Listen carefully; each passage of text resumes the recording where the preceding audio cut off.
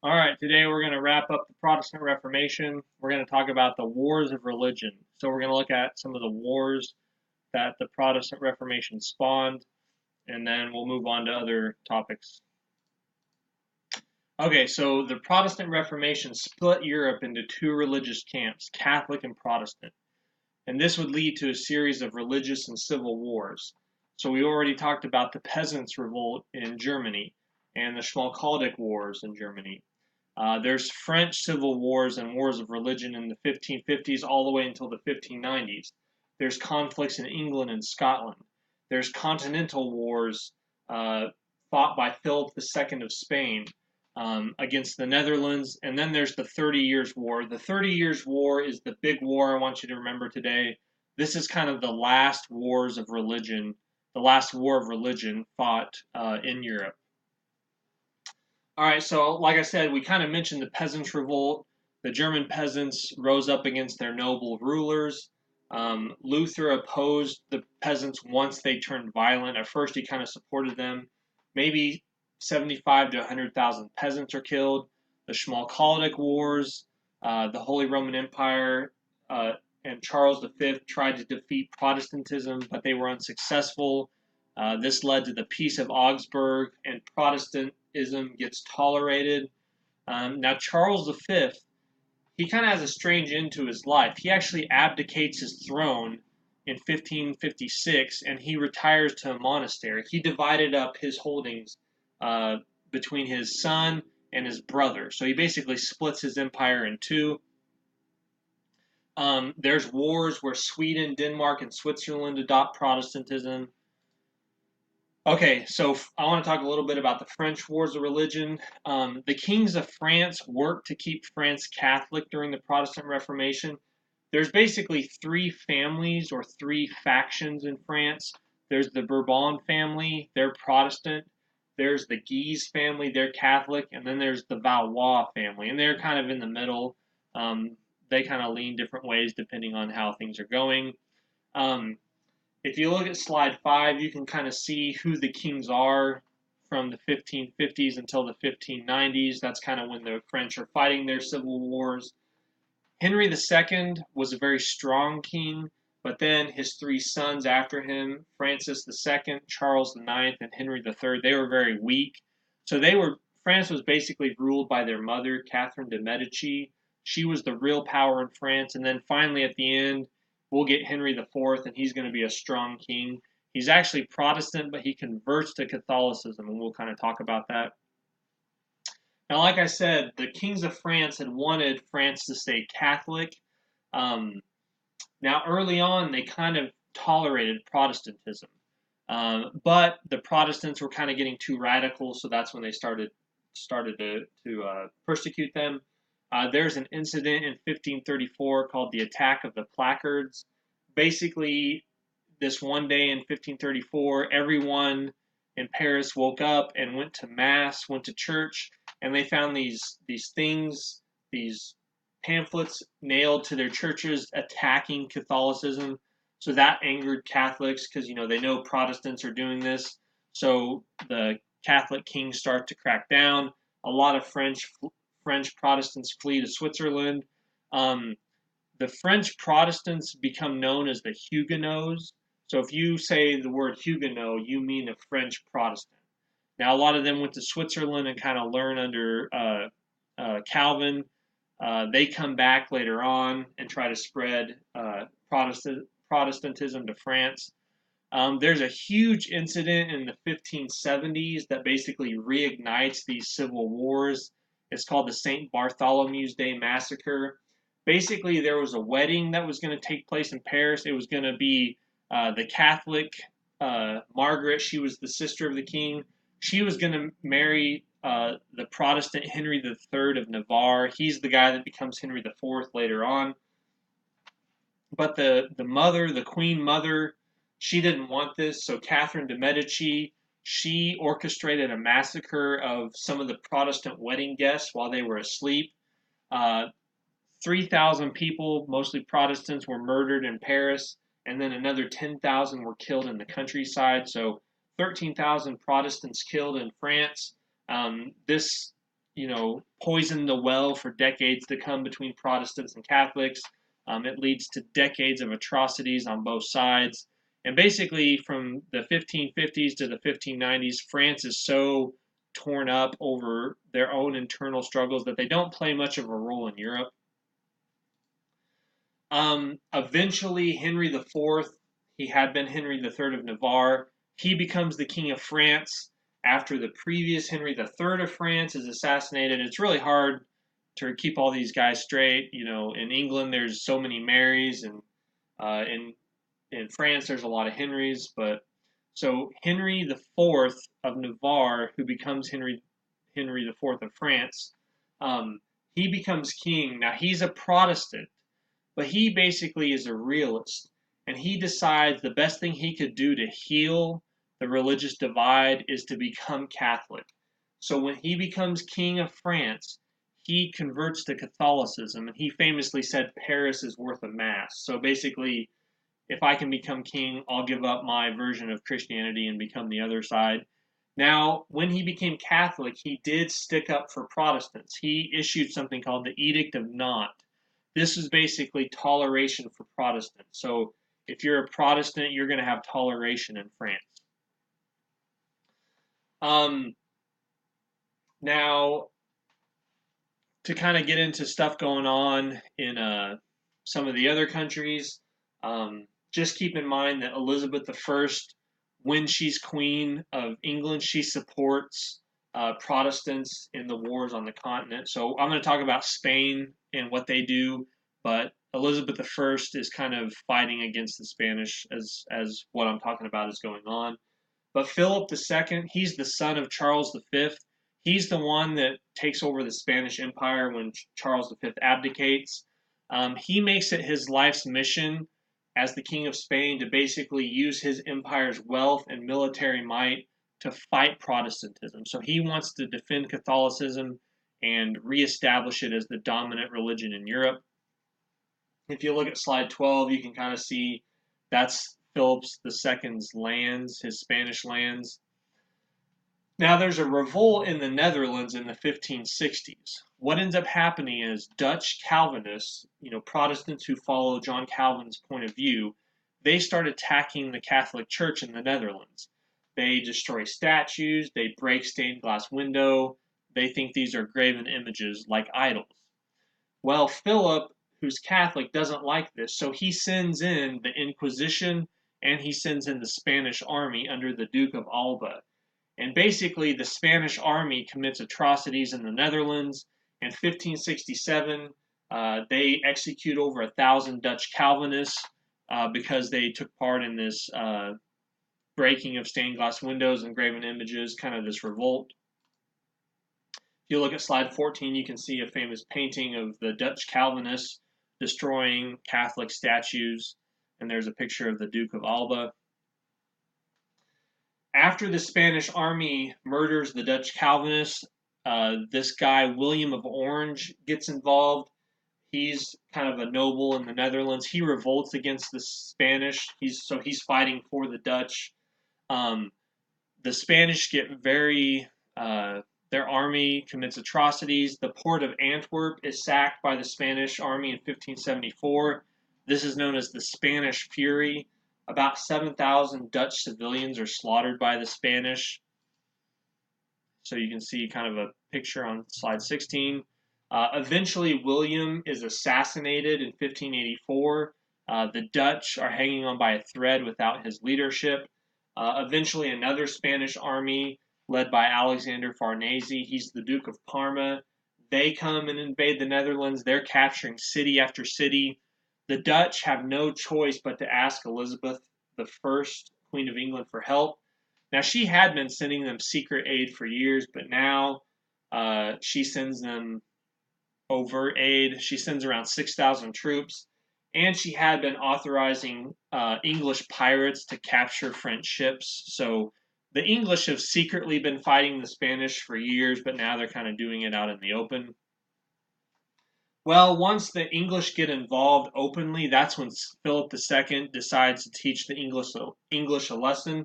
He sends the Spanish Armada to England. So in July of 1588, he sent 130 ships with 20,000 soldiers on board to go invade England, but they failed. The British ships were quicker, they could shoot their cannons farther. They had about 50 ships compared to the Spanish 130. The British also used fire ships, which is basically you light a smaller ship on fire and just float it towards your enemy, and then it crashes into your enemy's wooden ship and lights it on fire. Eventually, the Spanish Armada is battered by storms on the way home.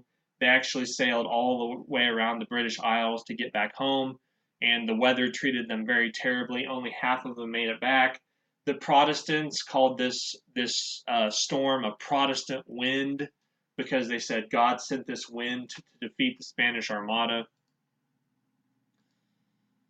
If you look at slide 19, there's a YouTube link. There's a pretty cool documentary that talks about the military tactics. If you'd like to learn about that, you can kind of watch that on your own. You don't have to. So the war continues on for about another 20 years. France becomes involved once Henry IV comes to the throne. Once Henry IV came to the throne in France and accepts Catholicism, France kind of stabilizes, so then they can start exerting their influence more. So basically, you get Philip in Spain versus England and France. Henry defeats those opposed to him by the late 1590s. And in 1604, 1605, you have the Treaty of London. Basically, the Spanish monarchy had declared bankruptcy. Philip II and Elizabeth are dead by 1604.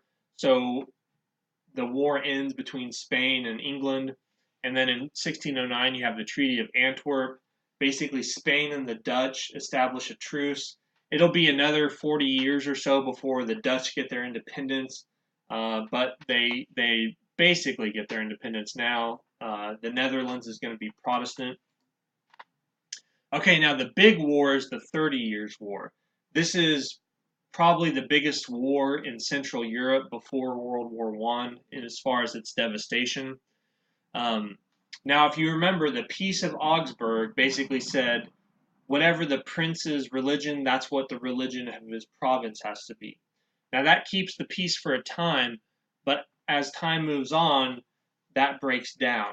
In 1608, the Protestants formed the Protestant League in the Holy Roman Empire. That's where this war is going to be fought mostly. Later on, the Catholics formed the Catholic League. So basically, you have Protestants and Catholics kind of getting ready for the next round. The 30 Years' War has 4 phases. Basically, the first phase is the Bohemian phase. This is where the war is fought at first. Then the Danes and the Swedes get involved, hence the name, the Danish and the Swedish phase. And then the final phase is the French phase. This is when France gets involved and starts throwing their weight around. But this is a war between Protestants and Catholics. And what happened is Frederick II, he's the emperor in the Holy Roman Empire, and he's the king of Bohemia. He's also Catholic. He starts to curtail the religious privileges in Bohemia of the Protestants. So basically, the Holy Roman Empire is Catholic, but a lot of places are Protestant, and they had been granted toleration, but now that's starting to be taken away. So there's this incident called the Defenestration of Prague. It happens in 1618. It's kind of like the spark that lights the war. Ferdinand II dissolves Protestant assemblies. He sends Catholic officials to Bohemia, and basically they start taking away toleration from Protestants, and they start doing a lot of things the Protestants don't like. So the Protestants start asking for an explanation. And what ends up happening is the Protestants take a couple of Catholic officials and throw them out the window. That's called the defenestration. It happens in Prague.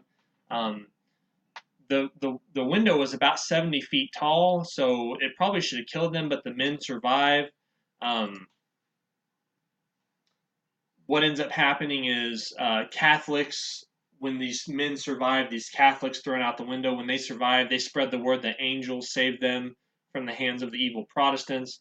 The Protestants write pamphlets and they say, no, the reason they were saved is there was a pile of trash and manure on the ground, and the Catholics landed in that filth, and that's what they survived on. But this is how the war starts. So the first phase, the Bohemian phase, Protestant versus Catholics in Bohemia.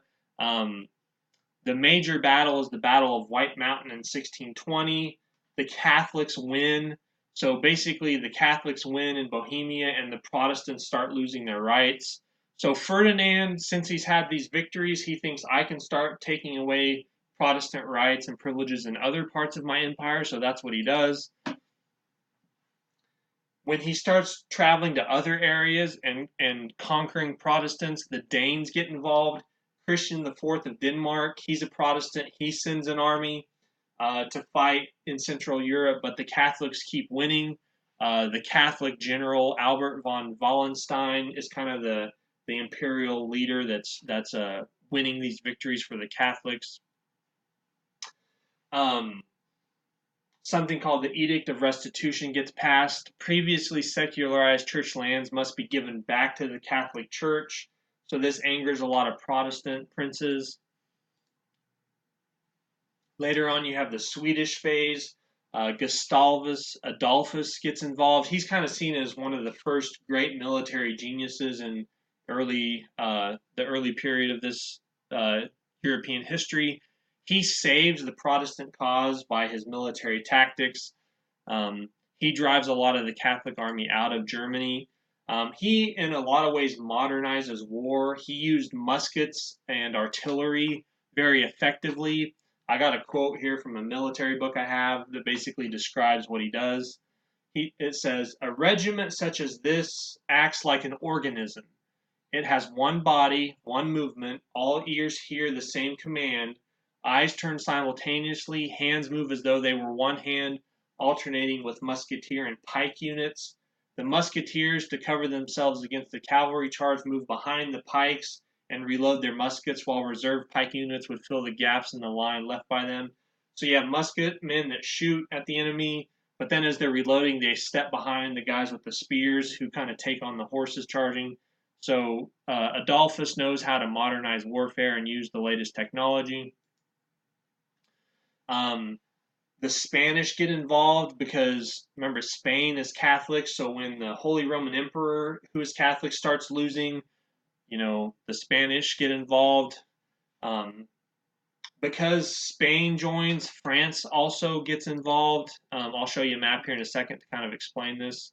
But the French under Cardinal Richelieu, he's kind of one of the most important French administrators. He supports the Protestant side. This war is not just religious, it's political. And let me show you the map. This will explain it. If you look at slide 41, okay, Spain and the Holy Roman Empire are Catholic, but France is in the middle of that. So if Spain and the Holy Roman Empire are successful, France will be in between two powers that are the Habsburgs. That was the royal family. So France doesn't want to have enemies on both sides. So France basically hopes that the Protestants will defeat the Holy Roman Empire, so that way that France won't be between two Habsburgs. So France chooses politics over religion. Eventually, Adolphus gets killed at the Battle of Lutzen in 1632. The last phase of the war, the French phase, basically the French start paying for the war. They pay for the troops. They want to defeat the Spanish. So eventually, the French support the war. Ferdinand II dies, and his son wants to end the war. And you have the Peace of Westphalia. This is the treaty that ends the 30 Years' War. It's actually a series of treaties. This is kind of seen as the end of the religious wars in Europe. So 1648 is kind of the end of religious warfare in Europe. That doesn't mean religion won't play a role in things to come. It just means it's the last mainly war about religion. It recognizes some 30 German princes. It limits the authority of the Holy Roman Emperor. It makes the Peace of Augsburg permanent. So northern Germany is permanently Protestant. Southern Germany is permanently Catholic. Germany remains divided and weak. Germany is not going to become a country until the 1800s. We'll talk about that much later. The Spanish Empire is in decline because of all these wars that Charles V and Philip II got involved in. It's 1648, basically the 1500s and the 1600s. Spain has been fighting wars all over Europe on behalf of Catholicism. They're drained now because of that. England is on the rise, but France really emerges as the dominant power. So the 1600s are going to kind of see France as the dominant power. And then later on in the 1700s, France and England will fight, and England will become dominant. And like I said, this is Europe's last war of religion. They decide to live and let live. Like I said, this was the most devastating war on Central Europe before World War I and II. 20% of Germany's population may have been killed. 8 million, they believe 8 million died. There's tons of plundering and atrocities committed against civilians. There's something called the Sack of Magdeburg. This was a Protestant city that was under siege by Catholic forces. A fire broke out in the city. 25,000 inhabitants were killed. One historian called this the Hiroshima of the 30 Years' War. So 30 Years' War is the last religious war. We're kind of done talking about Protestant Reformation, and now we'll move on to talking about other topics.